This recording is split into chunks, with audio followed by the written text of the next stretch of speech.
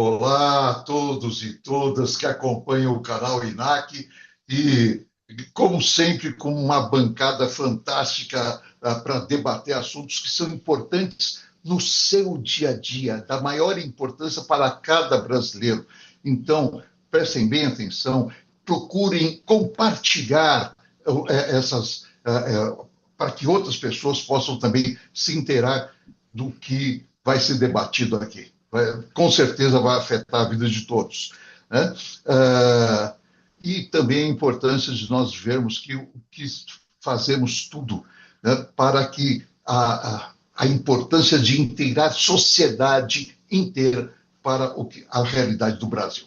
E temos um grupo, uma bancada da melhor qualidade, como sempre, né? E eu vou começar apresentando a doutora Raquel Marangon, advogada, especialista em arbitragem internacional, membro da lista de árbitros de instituições arbitrais e, enfim, com uma grande bagagem. Doutora Raquel, por favor, cumprimentando a todos.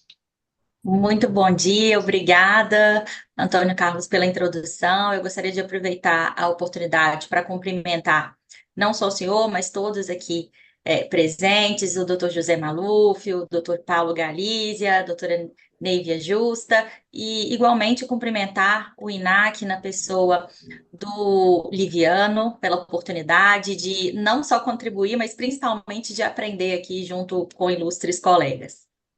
Que coisa boa, estaremos todos atentos. E aí, agora vamos para a Neivia Justa, por favor, que é uma líder corporativa com mais de 30 anos em comunicação e inclusão das diversidades humanas e empresas globais como Timex, Natura, GE, Goodyear, Johnson Johnson, United Health, enfim, fundadora da Justa Causa, criadora do Líder com Neivia e dos movimentos Onde Estão as Mulheres e Aqui Estão as Mulheres, vencedora do Troféu Mulher Imprensa e do Prêmio Aberge, Top Voice do LinkedIn e Top 2 do Thought Leader da América Latina pela Thinkers 360. E coautora de diversos livros, conselheira consultiva do 30% Clube Brasil, diretora também na APSA São Paulo e embaixadora da Plan International Brasil. Por favor, cumprimente a todos, doutora. Prazer estar aqui com vocês todos. Eu agradeço ao convite e estou aqui para a gente falar principalmente das mulheres. Esse é um tema necessariamente Necessário. presente. Sim, sim. Bom, agora vamos falar do doutor José Roberto Maluf, advogado pela USP, jornalista e professor que construiu uma carreira sólida na liderança da mídia brasileira, como CEO da Rede Bandeirantes e do SBT, além de ter presidido a Fundação Padre Anchieta, da TV Cultura. Fundador da editora Spring, responsável por títulos como Rolling Stone, também atuou na direção de entidades como a Aberte. Atualmente apresenta o programa Perfil Poder na Caras TV e é diretor do Instituto Não Aceito Corrupção. Por favor, doutor Maluf. Bom dia, Antônio Carlos, um prazer, muito obrigado, é uma honra ter recebido esse convite. Bom dia também à doutora Raquel, doutora Nívia, o doutor Galícia, é um prazer estar com vocês. Eu estou à disposição, meu tema é emendas, o que não é mole, mas eu vou falar um pouquinho mais à frente. Obrigado. Perfeito. E completando a bancada, o doutor Paulo Sérgio Branches de Carvalho Galícia, desembargador do Tribunal de Justiça de São Paulo, ex-presidente do TRE de São Paulo no biênio 2021-2022 e membro fundador do INAC. Doutor Paulo, por favor.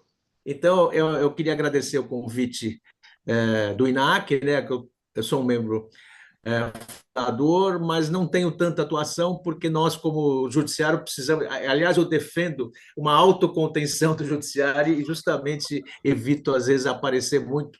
Mas eu agradeço muito o convite, até porque hoje nós temos um assunto que é um assunto relacionado às eleições, e é importante a minha participação. Então, eu gostaria de dar um abraço ao meu grande amigo José Roberto Maluf, que já conheço há algum tempo, a doutora Neiva Justa e também a doutora Raquel Marangon, que eu me sinto até perto de tantos gigantes aqui, um pouco intimidado, um pouco tímido nesse processo. Mas vamos lá, com certeza será um ótimo debate. Por favor, não se sinta dessa situação, senão como eu irei me sentir. Vamos seguindo, gente. E aí o primeiro tema nosso é emendas, né? O Tribunal de Contas da União, o TCU, aprovou a realização de fiscalização contínua sobre a execução de emendas parlamentares, passando a monitorar os recursos indicados por deputados e senadores, e podendo abrir representações em casos de irregularidades. A decisão, né, aprovada por unanimidade relatada pelo ministro Antônio Anastasia, ocorre em meio a pressões para ampliar a transparência e a rastreabilidade dessas verbas, que têm ganhado cada vez mais espaço no orçamento da União. E, entre os pontos mais criticados estão as chamadas emendas PIX, criadas em 2019 para agilizar repasses a municípios, mas frequentemente associadas a baixa transparência. E parte desses recursos tem sido usada para financiar shows e eventos em cidades pequenas, mais de 61 milhões de reais apenas em 2025. E, nesse contexto, o ministro Flávio Dino, do Supremo Tribunal Federal, proibiu saques em espécie de valores oriundos dessas emendas, mantendo apenas movimentações eletrônicas para reforçar o controle sobre o uso do dinheiro público. Doutor Maluf, queremos ouvi-lo. Bom, agora, boa tarde a todos. Primeiro, para dizer que a imprensa tem sido responsável por muitas denúncias que acontecem no campo das emendas. Ultimamente, dias desses, ela está um pouco... não está cuidando muito do tema, porque tem dois grandes temas que, digamos assim, ficam na primeira página dos jornais e nas manchetes de rádios, televisões, da web, etc. A primeira delas é essa inacreditável situação do Banco Master, em que temos um ex-banqueiro que tinha uma própria milícia. Ele mandava quebrar dentes de jornalista, ele queria prender a empregada que o denunciava. Enfim, é uma coisa impressionante. E além do golpe de 51 bilhões no fundo que controla e que vai pagar essa conta. Porque eles insistiam em que 250 mil reais cada um podia fazer de depósito ou de investimento, com aquele juro mensal maravilhoso, e depois o fundo ia pagar a conta, porque ele estava dando golpe. Ele comprava mansões, aviões trijatos, enfim. Os senhores estão sabendo tudo isso. Mas o pior de tudo é o crime que está agora a imprensa denunciando dia e noite. E o segundo assunto é o presidente americano, que virou o mundo de ponta cabeça. O motivo principal é a busca do petróleo no Irã e que ele não vá para a Rússia, essa é que é a verdade, e fora disso estamos aí querendo acabar com o país e muitos outros daquela região do mundo. Dito isso, as emendas ficaram um pouco esquecidas, mas a gente tem que falar delas, que é uma coisa impressionante. Primeiro, porque neste ano de 2026, as emendas federais, por exemplo, deverão chegar a 51 bilhões de reais. Não estamos falando de 51 mil, nem 51 milhões. 51 bilhões de reais. Elas começaram a aparecer fortemente em 2015. Naquele ano, nós tivemos um empenho de 3,4 bilhões de emendas federais e foram gastos apenas 45 milhões de reais. Em 2022, o empenho foi para 25 bilhões e foram gastos já 17 bilhões. Não, isso em 2022. Em 2025, 47 bilhões de empenho, 31 bilhões e meio no ano passado de gastos com emendas parlamentares. E emendas de toda ordem. Tem aquelas para hospitais, para escolas, para postos de saúde, mas tem as emendas para bancar, como disse o apresentador, doutor Antônio Carlos, o Wesley Safadão, numa cidade de 12 mil habitantes. É evidente que nada disso é verdade. Aí tem um imbróglio que tem que ser demonstrado, que a emenda foi de 900 milhões para a prefeitura, mas ali saiu para outros bolsos. Que bolsos seriam esses? Essa é a briga do nosso caro ministro Flávio Dino. Essa é a briga agora do TCU, que quer abertura e quer mostrar o que está acontecendo em cada emenda. Cada emenda tem que dizer a que veio, tem que ter transparência e tem que ter rastreabilidade. E são duas coisas que essas emendas PIX não queriam que tivessem. O que querem os deputados e senadores desse país? Esconder o dinheiro e realmente enviar para onde não deve ser enviado? Para que servem essas emendas? Serve para eles serem deputados reeleitos neste ano. Serve para que os prefeitos respondam aos deputados e não peçam dinheiro para o governador. Esse é um caminho que nós precisamos realmente reexaminar. Para que lado estamos caminhando? E não é novo o negócio de emenda. A emenda começa com a proclamação da República.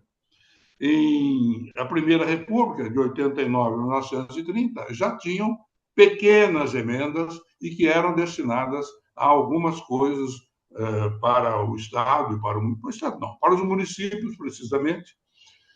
Mas era uma coisa pequena, uma pequena modificação do orçamento. Hoje, o Congresso participa ativamente do nosso orçamento. O nosso professor Miguel Reale Júnior mostra muito bem que, em determinadas situações, essas emendas são inconstitucionais, assim como, porque tem emendas de vários tipos. A individual, do senador ou do deputado. A da comissão, de tal e qual área do Congresso Nacional. A emenda do grupo partidário daquele Estado, a estadual daquele Estado. A emenda PIX, a emenda do relator, que essa é inconstitucional, com certeza, e aí é que estão todos os problemas que nós temos que falar. Eu acho que eu paro por aqui nesse minuto e posso voltar quando o doutor Antônio Carlos me solicitar. Não, o senhor vai ser solicitado com certeza, doutor Maluf. E começo pedindo, agradecendo ter me corrigido. Eu, sem querer, falei milhões e corretamente são bilhões. Muito bem corrigido. Lamentavelmente, doutor. Lamentavelmente. Mas aqui eu entro, se me permitir, então, já no segundo item, que tem uma correlação imediata com o primeiro item, né? Em que a corrupção, que segue como uma das principais causas da sociedade, de preocupação da sociedade brasileira, né? Que, como bem colocou também o doutor Maluf, pesquisa da Ipsos mostra que 40% dos brasileiros afirmam estar preocupados com corrupção financeira e política. Índice que subiu 7 pontos percentuais em relação a janeiro e 11 pontos no comparativo anual. O levantamento da Atlantis Intel, em parceria com a Bloomberg, reforça esse cenário ao apontar a corrupção e criminalidade como os maiores problemas do país na percepção da população, na sua percepção, cidadão que nos acompanha. E casos recentes ajudam a explicar essa percepção e, infelizmente, a Polícia Federal, junto ao Ministério Público de São Paulo e a Polícia Civil do Estado de São Paulo, deflagrou a Operação Bazar, que investiga um esquema de corrupção e lavagem de dinheiro dentro da corporação. As apurações indicam que policiais civis cobravam até 33 milhões de reais em propina para encerrar investigações, resultando na prisão de 9 suspeitos, entre eles um delegado, e investigadores, uma doleira e um advogado. Se me permitirem, eu vou também passar aqui. Nós recebemos o canal INAC recebeu uma mensagem rápida, curta, da doutora Jaqueline Valadares, que é a presidente do Sindicato dos Delegados de Polícia Civil do Estado de São Paulo. E, se me permitirem, vou rapidamente colocar Aqui o áudio é menos de 1 minuto. Em relação à operação deflagrada na última quinta-feira, 5 de março, pela Corregedoria da Polícia Civil de São Paulo, Ministério Público do Estado de São Paulo e pela Polícia Federal, mirando um suposto esquema de corrupção sistêmica e lavagem de dinheiro que teria se instalado em alguns departamentos da Polícia Civil, o Sindicato dos Delegados da Polícia Civil do Estado de São Paulo esclarece que apoia de forma integral todo e qualquer trabalho que vise o combate à corrupção. Ressaltamos ainda que as supostas acusações não refletem a realidade da maioria dos profissionais que exercem as suas funções com lisura dentro da instituição. Nesse sentido, o Sindipesp espera uma investigação eficiente e um processo de apuração pautado pela legalidade dentro dos preceitos constitucionais que regem a Polícia Civil e o próprio Estado Democrático de Direito. Nós recebemos essa mensagem da presidente do Sindicato dos Delegados e a gente tem que notar que há uma luta realmente até de toda a Polícia Civil para ter uma remuneração adequada, há uma luta séria aí em curso que não vou abordar agora. Mas eu passo, então, a palavra para a doutora Raquel Marangon. Por favor, doutora Raquel. Este tema da corrupção, essas abordagens que fizemos nesse início, a senhora está com a palavra. Muito obrigada, doutor Antônio Carlos, por me passar a palavra. É uma grande responsabilidade aqui falar na sequência do doutor José Maluf.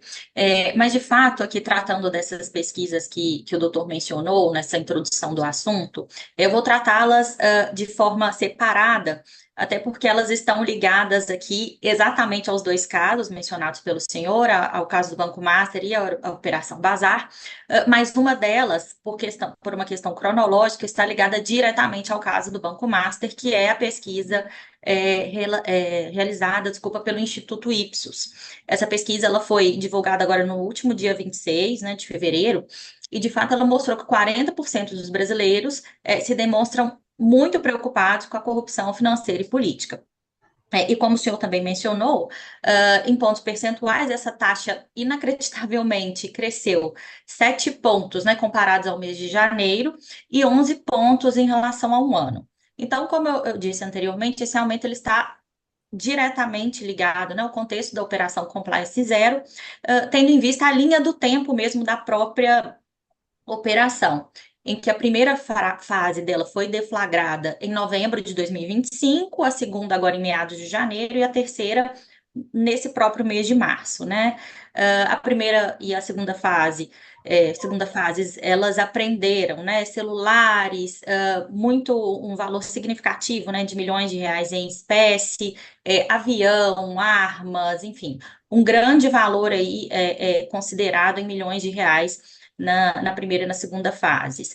Agora, na terceira, como já era de se esperar que ocorressem outras medidas, como todos já sabem, a ação cumpre mandados de prisão, já houve aqui alguns mandados cumpridos, de prisão preventiva, busca e apreensão de bens, ordens de afastamento de cargos públicos, bloqueio de bens, e aí, nessa terceira fase, a gente chega no montante, na casa dos bilhões de reais. Como dito pelo próprio doutor José Maluf, é inacreditável, realmente esse caso. Eu acho que parafraseando, viu, doutor, tomando aqui com todo respeito para parafraseá-lo, é realmente inacreditável esse esquema de organização criminosa mesmo, fraudulento, relacionado ao caso Master. E agora falando em relação à pesquisa apresentada pela Atlas Intel e a Bloomberg, que também é de fevereiro de 2026, mas ela não tem esse recorte, digamos, temporal realizado diretamente com o caso Master, ela reforça, na verdade, essa primeira pesquisa da Ipsos, porque nela também se aponta que a corrupção e a criminalidade são os maiores problemas do Brasil. O que essa pesquisa fez? Ela indagou a vários entrevistados o seguinte: quais são, na sua opinião, os maiores problemas do Brasil hoje em dia? E da lista de problemas apresentadas, era possível selecionar 3 opções, Então, em primeiro lugar, corrupção, em segundo lugar, criminalidade, violência, e em terceiro lugar, economia e inflação, representando um percentual muito diferente dos 2 primeiros itens, que ficaram na casa dos 50%, Esse terceiro item de economia e infração representou 19,2% das respostas apresentadas, quer dizer, muito atrás dos dois primeiros, né? E esses dois problemas de corrupção e criminalidade, eles não aparecem juntos por um acaso. Elas estão, essas questões, né, tanto da corrupção quanto da criminalidade, elas são fenômenos, na verdade, interligados, uma vez que a corrupção ela é a materialização institucional da própria criminalidade, né? Um desdobramento interessante desse levantamento é que aponta que o tema enfraquecimento da democracia, esse foi um dos itens ali levantados, questionados na pesquisa, ele aparece só em 13,9% das respostas, né? Vem aí abaixo, inclusive, de outros itens questionados, como violência contra a mulher, feminicídio, extremismo e polarização política, enfim. Esse item, ele foi dominante, a pesquisa indica que ele foi dominante durante a disputa eleitoral de 2022, né? Como nós estamos nesse ano em ano eleitoral, acredito que depois o doutor Roberto falará a respeito, nós já podemos perceber a tendência de pontos centrais que serão observados pelos eleitores, né? E nesse caso não será, em primeiro lugar, aparentemente, a questão do enfraquecimento da democracia. Bom, para concluir, quando duas pesquisas sérias como essas, né, de instituições sérias, elas mostram que a corrupção e a criminalidade lideram as preocupações dos cidadãos, o que aparece, assim, na minha opinião, é um sinal de fragilidade institucional percebida como todos, né, refletida inclusive em pauta política. Nesse contexto de casos, né, que, enfim, demonstram as questões práticas que geram essa percepção da sociedade, entra também a Operação Bazar, comentada pelo doutor Antônio Carlos, que nós ouvimos aqui até o pronunciamento, né, de parte da própria Polícia Civil. Ele chama atenção porque ele envolve um tipo de situação sensível para qualquer sistema de justiça, né, e como cidadã eu posso dizer que ele me atinge, assim, num primeiro momento, tá? De forma, assim, leiga, não dizendo como advogada, como jurista, ele me atinge mais diretamente do que o caso Master, porque ele atinge o sistema de justiça, né? Uma suspeita de corrupção dentro da própria estrutura responsável por investigar o crime. Então, quando a gente pensa, né, em situações, assim, cotidianas, isso se relaciona muito mais com o dia a dia do cidadão, né? Então, assim, não sei se meu tempo já está se esgotando, mas uma ressalva que eu queria fazer a respeito desse episódio é que é relevante, né, esse tipo de investigação acontecer, não só para investigar, né, a conduta individual dos agentes públicos, mas é importante também para investigar um padrão institucional de corrupção que aparentemente, né, vem sendo praticado no nosso país, infelizmente, há muitos e muitos anos. Tudo indica que, de fato, é um problema institucional, né, considerando que ele está dentro da estrutura do próprio sistema de investigação, mas um ponto interessante também que uma das instituições responsáveis pela a operação é a própria Corregedoria da Polícia Civil, né? O Ministério Público, Exatamente. o Ministério Público, a própria Polícia Civil, né? E a Polícia Federal. Então, isso acho que até corrobora com o áudio que nós ouvimos há pouco, né? Da preocupação da própria polícia em combater esse tipo de estrutura criminosa. Perfeito, exatamente esse o desenho, doutora Raquel. E temos aí muitos pela frente, temos que não deixar que as exceções afetem a todo o sistema, a toda a estrutura. E aí eu tenho que passar, dentro desse gancho que temos aí no dia 8 de março, o Dia Internacional da Mulher, né? Nós temos aí a questão das vésperas desse dia, celebrando o 8 de março, dados recentes reforçam a gravidade da violência de gênero no Brasil. E no estado de São Paulo foram registrados 27 feminicídios em janeiro agora de 2026. 5 a mais do que no mesmo período do ano anterior. Impressionante. Segundo a Secretaria de Segurança Pública de São Paulo. O aumento dos casos ocorre em meio a protestos e atos públicos contra o feminicídio que buscam chamar a atenção para a persistência da violência contra mulheres no país. E outro episódio que reacendeu o debate sobre proteção de meninas e mulheres ocorreu em Minas Gerais. Né? O desembargador Wajib Nawef Lawar, do Tribunal de Justiça de Minas Gerais, voltou atrás em decisão anterior e restabeleceu a condenação de um homem acusado de estupro de vulnerável contra uma menina de 12 anos. A sentença, na primeira instância, que previa mais de 9 anos de prisão para o acusado e para a mãe da vítima por conivência, havia sido anulada pela 9ª Câmara Criminal, sob o argumento de que existiria um vínculo afetivo entre os dois. Após o recurso aí do Ministério Público de Minas Gerais, o magistrado suspendeu o acórdão e manteve a condenação original, reforçando o entendimento consolidado pelo Superior Tribunal de Justiça de que qualquer relação sexual com menores de 14 anos configura estupro de vulnerável, independentemente de suposto consentimento ou relacionamento prévio. Precisamos do comentário da doutora Neivia. Por favor, doutora, é um tema forte. É um tema muito doloroso para nós mulheres. Eu trabalho em prol das meninas, da proteção das meninas na Plan International Brasil, onde eu sou conselheira consultiva e embaixadora também. E a gente não sabe nem por onde começar, né? Então, quando o senhor fala do desembargador, a gente não pode esquecer que o desembargador foi afastado por denúncia de abuso sexual. Exatamente. Então, isso para mim é assim completamente fora de qualquer propósito. Eu fiz inclusive um post essa semana juntando esse caso do desembargador e o caso de um outro magistrado, né, que é o ministro do STJ, Marco Buzzi, que é investigado por importunação sexual, também de uma jovem de 18 anos.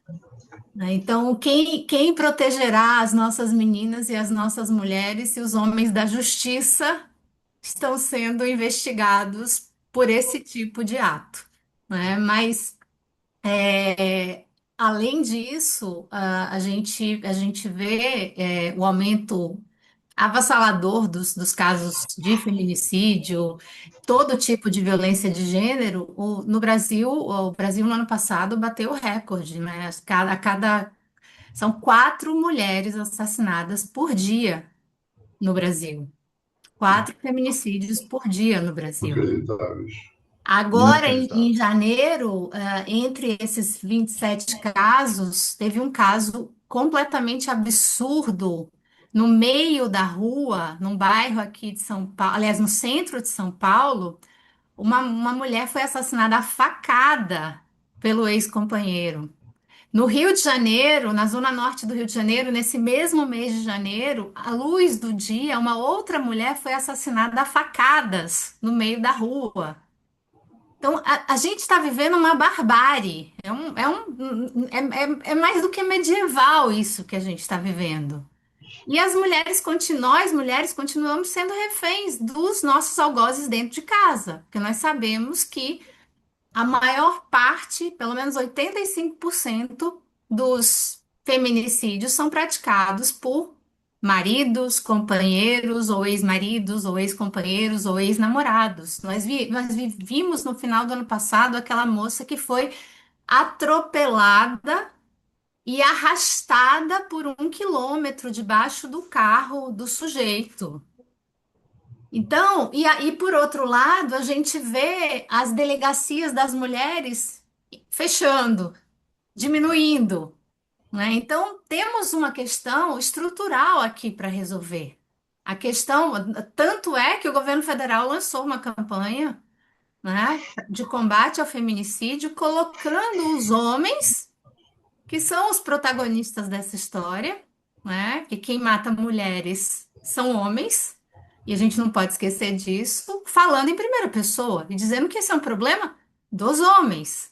Não é um problema Feminicídio não é um problema das mulheres. Feminicídio é um problema dos homens. Os protagonistas são os homens. E a gente tem que lembrar disso. Então, precisamos rever toda essa estrutura patriarcal, machista, em que o homem ainda se considera proprietário da mulher. E, obviamente, a gente percebe isso vem de uma cultura, né? Até 1962, nós mulheres casadas éramos consideradas é, não autorizadas, incapazes de tomar qualquer decisão.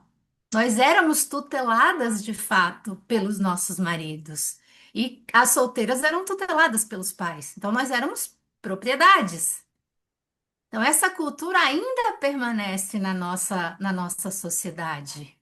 E isso, com a mulher entrando cada vez mais no mercado de trabalho, tendo independência financeira, tendo autonomia, os homens se sentem, esses homens, não são todos os homens, como diz uma colega minha jornalista, a Tatiana Vasconcelos, nem todo homem, mas sempre um homem, esses homens se acham no direito de nos matar.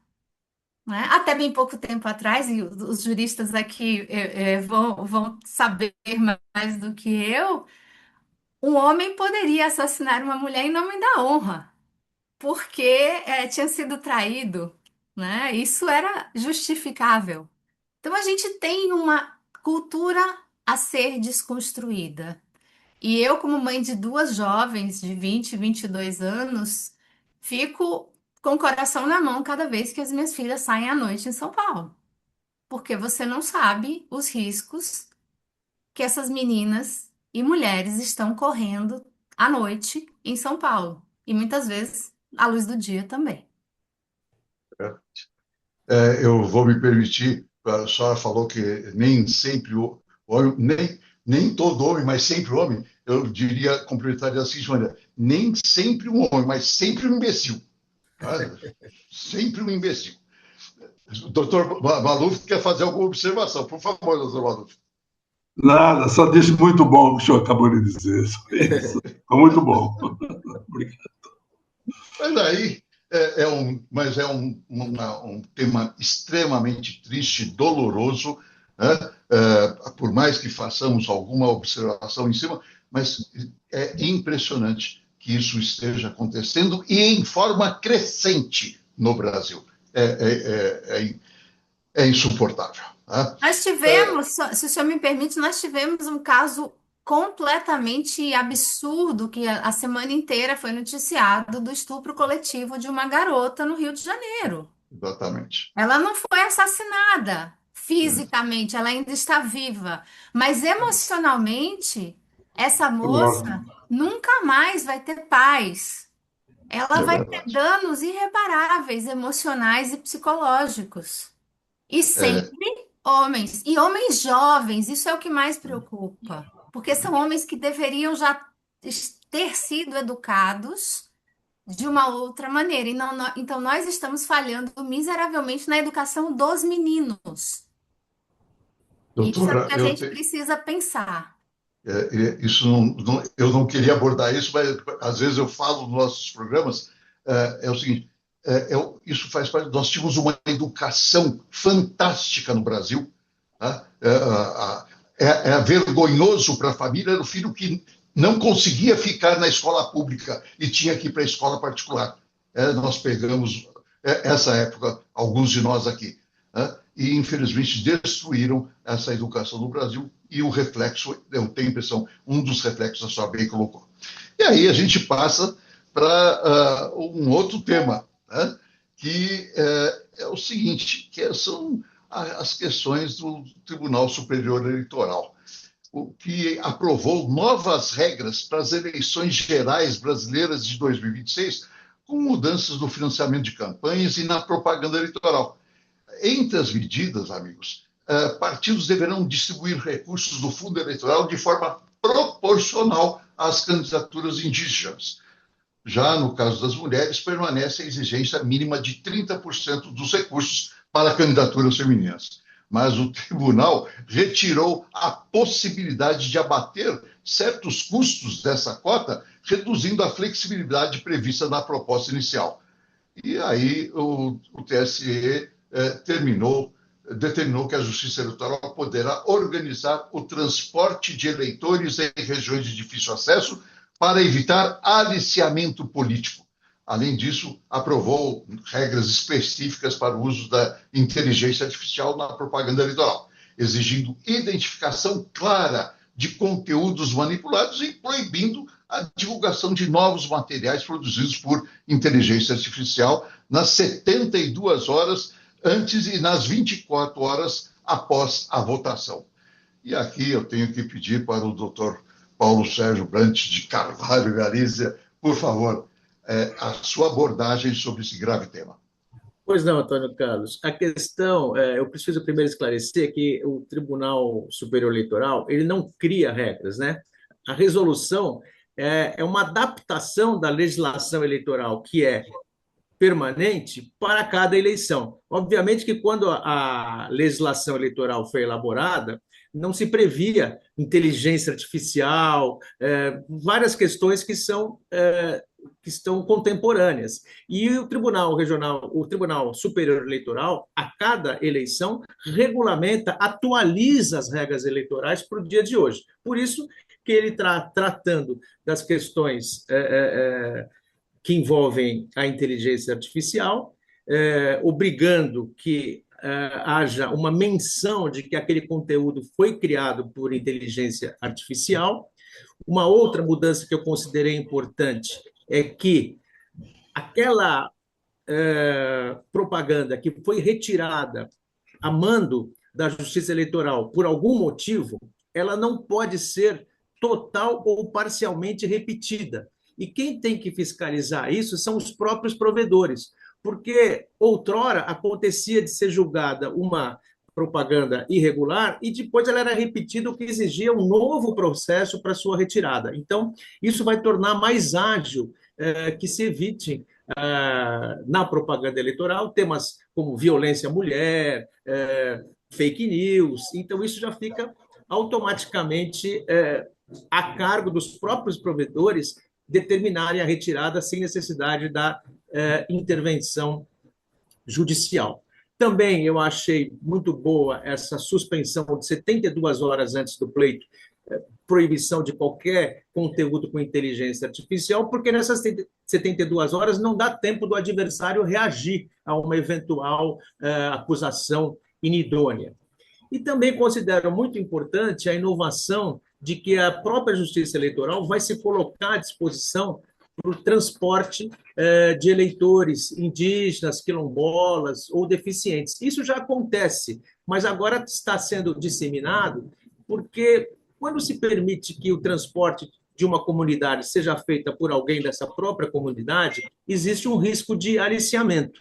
Enquanto que, se a Justiça Eleitoral se responsabilizar por isso, esse risco diminui bastante. Eu vou citar um exemplo. Quando eu fui presidente aqui do Tribunal Regional Eleitoral do Estado de São Paulo, nós notamos que, por exemplo, algumas populações não tinham acesso às urnas. Vou dar dois exemplos. Moradores da Praia do Bonete, aqui em Ilhabela, e moradores lá dos quilombolas, no Vale do Ribeira. E foi indagado por que eles ficavam muito distantes porque, por exemplo, um habitante do Bonete que fica ali na ponta da Ilhabela, ele teria que ir a pé ou de barco para a comunidade. E tinha que ficar o dia inteiro, ainda que fosse um barco da comunidade para levá-los e buscá-los, ele votava ali às 10 horas da manhã e ficava o dia inteiro esperando. Além disso, ele perdia um dinheiro, porque ele vive do turismo. As eleições acontecem normalmente num domingo. Então, ele não tinha nenhum interesse em votar. Nós conseguimos, na época, com a ajuda da Polícia Militar, e levamos as urnas para lá. Criamos uma sessão eleitoral no Bonete, como criamos uma sessão eleitoral na população quilombola do Vale do Ribeira, para permitir que essas pessoas tivessem acesso. Não é um número muito grande, mas são eleitores que estavam totalmente à margem da Justiça Eleitoral. Por isso que eu considero uma das medidas mais importantes essa garantia de transporte mediante uma requisição anterior para que a Justiça Eleitoral possa levar. Nós estamos num ano de eleição, a Justiça Eleitoral tem as suas dificuldades, mas nós estamos sempre atropelados pelos fatos, né? Eu imagino a dificuldade que o Antônio Carlos deve ter para fazer as pautas, porque em 3, 4 dias os assuntos mudam. E na Justiça Eleitoral é a mesma coisa. Surgem novas novidades a cada eleição e nós estamos sempre correndo atrás das soluções. Mas eu considero que, inclusive, essa determinação também de que haja uma verba para os indígenas e os negros, a exemplo do que já acontecia com as mulheres, eu também considero muito positivo, e isso foi até fruto de uma das audiências públicas em que se pretendia restringir uma das verbas destinada para as mulheres, com questões burocráticas, e isso foi afastado. Se for verba burocrática, é verba burocrática, mas ela não pode atrapalhar a verba que vai para os negros, indígenas e mulheres. Então, é uma forma também de tentar manter a nossa isonomia no processo eleitoral. E eu tenho que só comentar, doutor Paulo, que a pauta, felizmente, não é missão exclusivamente, pelo contrário, é uma equipe que faz, a gente participa só da reunião de pauta para dar o nosso palpite um pouquinho, mas é a equipe ENAC que faz isso, com certeza. E aí, acabamos fazendo um link com o doutor Paulo, mas eu queria deixar a doutora Raquel, a doutora Nívia e o doutor Maluf aberto para eventuais colocações nos temas que nós já estamos abordando. Tá? Eu vou trazer o outro tema, que é o seguinte, que são ministros do Supremo Tribunal de Justiça, Superior Tribunal de Justiça, tem 29 parentes que advogam em ações na corte. Né? Levantamento do jornal Estado de São Paulo, como bem lembrou o doutor Maluf, a imprensa fazendo o papel dela, muitas vezes, com muita eficácia, revelou que parentes de ministros do Superior Tribunal de Justiça atuam em milhares de processos na própria corte. E dos 33 ministros do tribunal, pelo menos 19 têm familiares, entre esposas, filhos, sobrinhos, enfim, que exercem a advocacia em ações que tramitam no tribunal. Ao todo, são 29 parentes que aparecem vinculados a 4.933 processos, sendo 983 ainda ativos, ou seja, aguardando julgamento ou algum tipo de decisão, sem contar casos que correm sob sigilo judicial. Além de assinar petições, amigos, esses advogados participam diretamente das etapas do processo, incluindo audiências com ministros e sustentações orais durante os julgamentos. E, embora a atuação de parentes não seja proibida pela legislação, o cenário levanta debates sobre possíveis conflitos de interesse e sobre a influência indireta dentro da corte. Profissionais da área relatam que o próprio mercado jurídico já se adaptou à prática e, em alguns casos, clientes contratam escritórios tradicionais e, paralelamente, incluem familiares de ministros na equipe jurídica, buscando aumentar as chances de êxito nas ações analisadas pelo tribunal. E aqui, de novo, a equipe me faz voltar ao senhor, doutor Paulo, mas sempre permitindo que outros possam também fazer a sua intervenção, por favor. Sim. Volto o tema ao senhor. De uma certa forma, estou um pouco ligado a essa situação, porque eu componho também um tribunal. Quando o senhor falou que isso não é proibido pela legislação, é correto, porém já houve uma proibição no novo Código de Processo Civil, e essa proibição caiu por decisão do próprio Supremo. Ou seja, já havia um artigo que impedia juízes de julgar casos em que parentes atuassem como advogados, que é uma medida profilática, eu acho uma medida com a qual eu concordo inteiramente. O que me causa espécie é que essa estatística se dá justamente nos tribunais, nos quais precisariam dar o exemplo. E a composição desses tribunais é uma composição política que difere muito do nosso judiciário como um todo. Nosso juiz de primeira instância, eu tenho 41 anos de carreira, fui juiz em Bananal, Pindamonhangaba, Taubaté, e lá eu vi casos de juízes que tinham esposas advogadas, que é absolutamente natural, mas nem se cogitava dessa a esposa advogar na comarca. Ela advogava na comarca vizinha, ou numa matéria completamente diversa daquela que o julgador. Isso é uma questão ética para manter uma equidistância. Obviamente que todos os familiares da área jurídica, como qualquer área médica, têm parentes que exercem advocacia. E os juízes são alçados, sobretudo nos tribunais, são alguns ex-advogados que são alçados à condição de desembargador pelo quinto condicional, e inclusive já participaram de escritórios nos quais eles têm como sócios os seus parentes. Mas, por outro lado, esses parentes têm uma ampla gama de possibilidades de atuar na advocacia, mas não em casos julgados pelos seus parentes. E, na verdade, isso acaba criando uma situação em que o cliente, ao contratar um parente de um ministro, cai tem a ideia de que aquilo vai beneficiá-lo. Uma decisão em tribunal, uma decisão colegiada. Nem sempre isso vai resultar num resultado para a ação, mas é vendido um pouco essa, entre aspas, vantagem.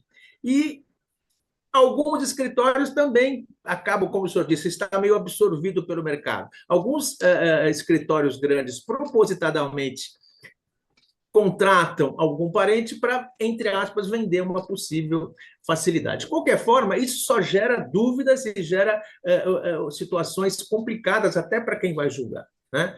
Então, obviamente que o próprio ministro, independentemente de estar previsto em lei ou não, ele pode se afastar do caso, alegando a sua suspeição ou impedimento. Mas se houvesse uma previsão legal específica, isso confortaria o próprio magistrado, porque ele não precisaria nem justificar o seu afastamento. Está previsto na lei que é meu parente, eu estou fora, porque a suspeição envolve trazer à sociedade ou aqueles que estão sendo julgados o motivo pelo qual ele está se afastando, né?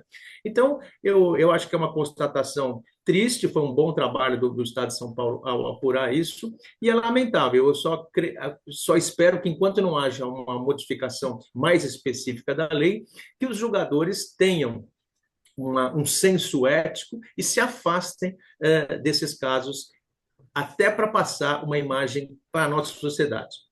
É isso que eu penso. Doutor Paulo, esse senso ético está difícil de encontrar no Brasil de hoje. É verdade. Quando a gente vê uma discussão que quase que não sai no STF de ter um código de ética, e a gente vê tudo que a gente está vendo em relação ao Banco Master, eu que a vida inteira trabalhei na iniciativa privada, é muito claro para a gente, em grandes empresas, toda a área de compliance, de conformidade, de conflito de interesse, tudo que você tem que fazer, o disclaimer, como a gente fala, né, de contar se tem parente, se não tem, se você é uma pessoa politicamente exposta. Então, assim, acho que o setor público e o judiciário deveriam se inspirar no que a iniciativa privada faz, porque é indecente o que a gente está vendo no Brasil hoje. Eu falo como cidadã. Você tem razão. Eu quero também, por favor, doutor Mato, dizer uma coisinha. Parabéns, doutor Paulo. Eu só quero dizer ao senhor que o que mais me preocupa é quando eu vejo, apesar do que o senhor disse, eu concordo, é que no momento em que o jurista, a pessoa, o juiz, é levado a ser um membro do Superior Tribunal de Justiça ou do Supremo Tribunal Federal, cresce o número de processos que o parente ou a parente, especialmente a esposa, passa a receber no seu portfólio de clientes. É uma coisa impressionante. Essa matéria, informada pelo doutor Antônio Carlos, que ele lembrou que o Estadão comentou, dá também esse número, ou seja, como é que o sujeito, chegando ao Supremo, o número de parentes que ele tem começa a advogar no Supremo porque recebe muitos clientes que pensam que ele vai interferir ou vai conseguir, etc. E tal. E temos os dois ministros do Supremo, que é a doutora, muito bem, doutora Neivia Justa, lembrou do que vem acontecendo, não falando especificamente dele, mas são o Toffoli e o Alexandre de Moraes, que não dão uma palavra para explicar a situação difícil em que eles colocaram o judiciário brasileiro. Esse é o problema. Um contrato de 129 milhões para 36 meses, para não ter obrigação nenhuma jurídica, é um absurdo. Eu vou dizer de novo que é inacreditável. E é inacreditável e é impossível de acontecer em qualquer país sério do mundo.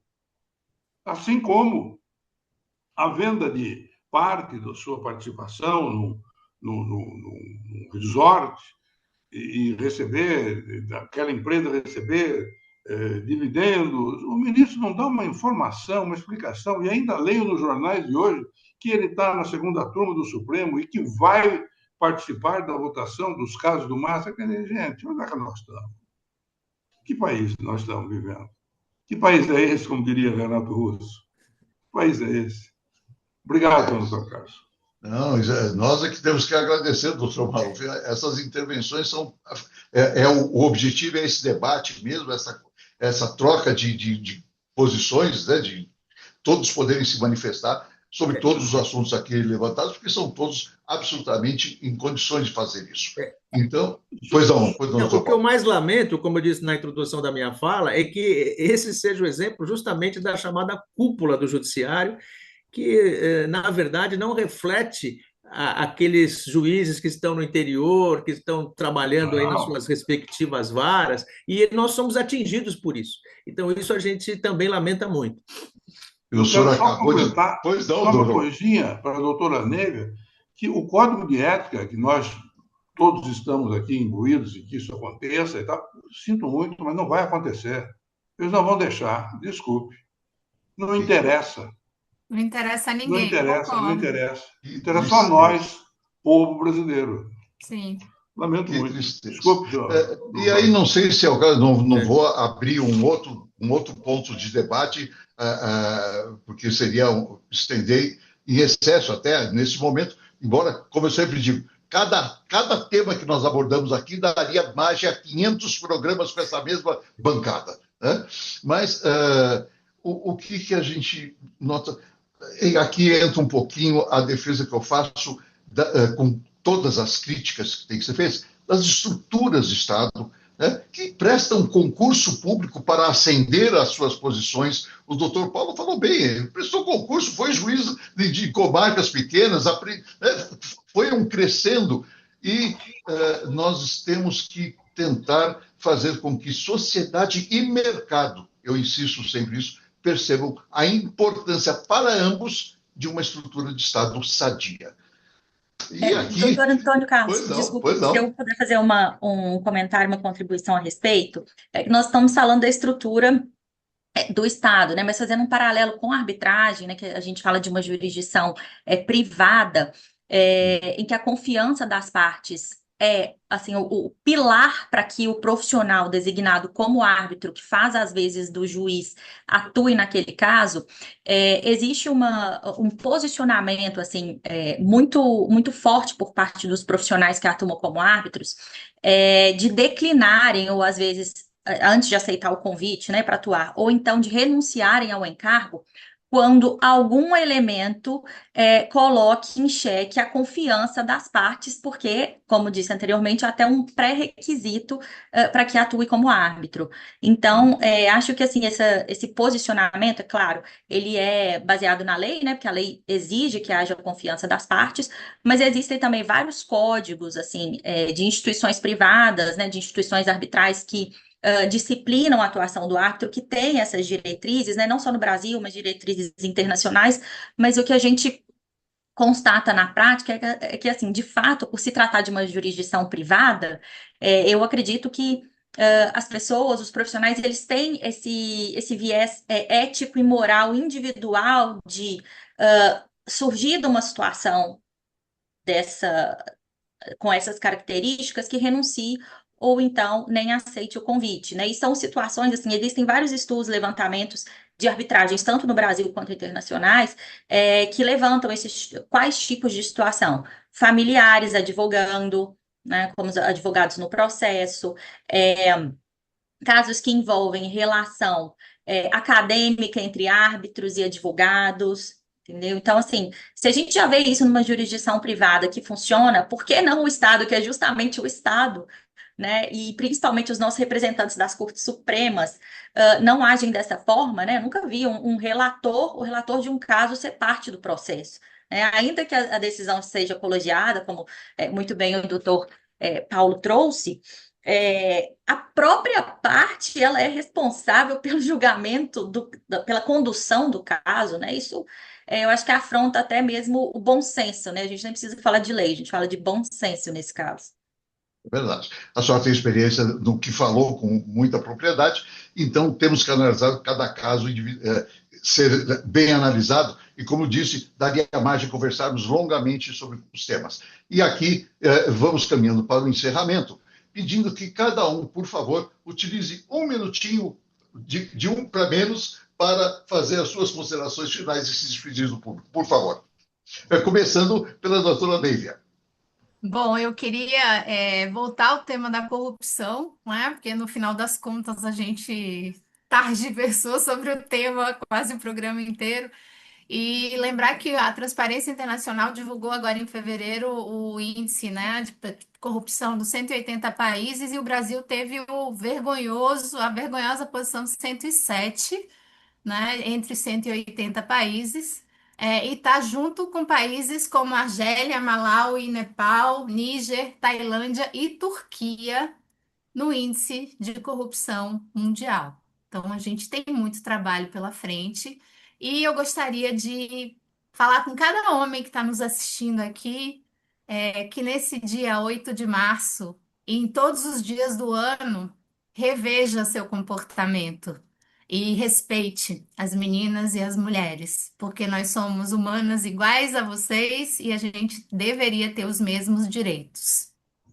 Eu imagino até que a grande maioria dos homens tem essa consciência, então acaba tendo uma minoria, infelizmente, afetando todo o conceito. Doutor Maluf, por favor, as suas considerações e também um minutinho, por gentileza. Bom, quero agradecer e aproveitar para enaltecer a participação dos meus colegas aqui de bancada, o doutor Paulo Galiza, a doutora Nívia Jussa, a brilhante apresentação da doutora Raquel Marangol, e ao próprio doutor Antônio Carlos, e dizer que emendas ainda vão demorar muito tempo para serem discutidas e analisadas e para poderem ser aceitas pelo povo brasileiro, essa barbaridade que nós temos hoje no país. Muito obrigado.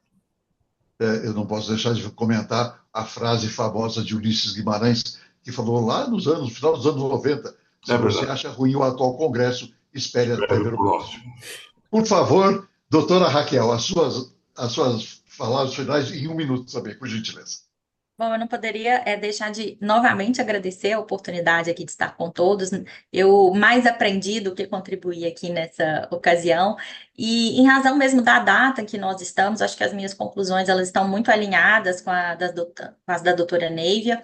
Eu acho que essa data, né, de se comemorar, entre aspas, o Dia Internacional das Mulheres, ela serve como uma medida assim, de memória, né, para que todos nós, enquanto sociedade, homens e mulheres, nos lembremos do que acontece no dia a dia com as mulheres, né, não só relacionado à violência, como nós falamos hoje de maneira mais detalhada, mas também de representatividade no mercado de trabalho, né, tanto em empresas quanto em órgãos públicos, diferenças salariais. Eu acho que são vários pontos que nós temos que relembrar aqui nessa data. Muito obrigada pela oportunidade. Que coisa boa. Doutor Paulo, por favor, suas considerações finais. Eu queria agradecer essa oportunidade de participar desse programa com pessoas tão inteligentes, tão seletas, e todos os assuntos tão intrínseos entre si, né? Nós temos a questão do respeito à mulher, a questão da ética, que envolve o judiciário, que envolve a questão das emendas, e eu sou um daqueles que acredita, ou pelo menos apoia o Código de Ética. Embora talvez ele não aconteça, eu acho que é importante uma pressão da sociedade para que haja uma reflexão sobre essa questão. Agradeço a participação, espero poder participar em outras oportunidades. Muito obrigado. E essas recomendações a todos que nos assistem, feitas por uma bancada dessa qualidade, passam também pelo seguinte: se você conhece alguém que vende o voto, negocia o voto por qualquer coisa que seja, mostre para ele o quanto ele está perdendo de verdade, ele e toda a sociedade, toda a família dele. Compartilhe todo, que nós temos uma bancada fantástica para falar com cada um. Muito obrigado a todos.